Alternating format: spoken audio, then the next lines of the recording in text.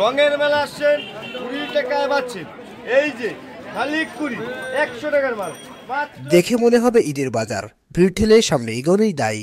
কিন্তু একটু মনোযোগ দিতেই দেখা যায় শীত পড়ার সাথে সাথে শীতের পোশাকের বাজারগুলোতে জমজমাট বেচাকেনা শুরু হয়েছে। ইতিমধ্যেই জমে উঠেছে খুলনার ফুটপাতের শীতের পোশাকের দোকানগুলো। অভিজাত বিপণী বিতানগুলোর পাশাপাশি এসব দোকানগুলোতেও সমানভাবে ক্রেতাদের সমাগম হচ্ছে।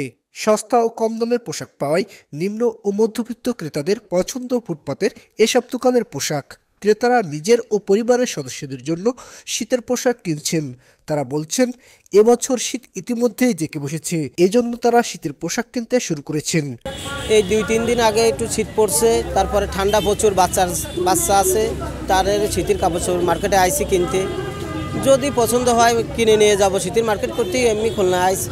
অনেকেই মৌসুমী দোকান হিসেবে শীতের সিজনে ফুটপাতে দোকান দিয়ে শীতের বিভিন্ন পোশাক বিক্রি করেন। শীত বেশি হলে তাদের বেচাকেনাও বেশি হয়।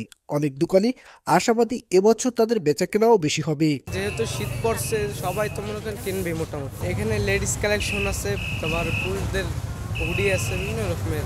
শীত তো মোটামুটি আল্লাহ দিলে ভালোই পড়ছে, ঠান্ডায় মানুষ হাত পা কাঁপতেছে। বেচাকেনা হলো শীতের কারণে একটু বাড়ছে, অন্যান্য আগের বছরে যা হয়েছে এবার তার থেকে একটু ভালো হচ্ছে। মোটামুটি মাল যত ভালো মনে করেন সেইভাবে কোয়ালিটি হিসেবে মাল আসতেছে, বুঝছো।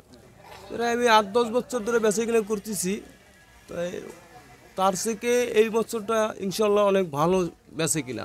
আবার যদি একবারে যদি শীত একটু পরে আবার যদি 10 দিন গরম পড়তো, তত ওরকম অত শীত অত কাপড় চোপড় আর বিক্রি হতো না।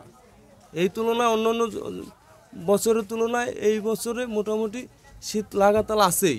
SM. Rohan, voice of tiger.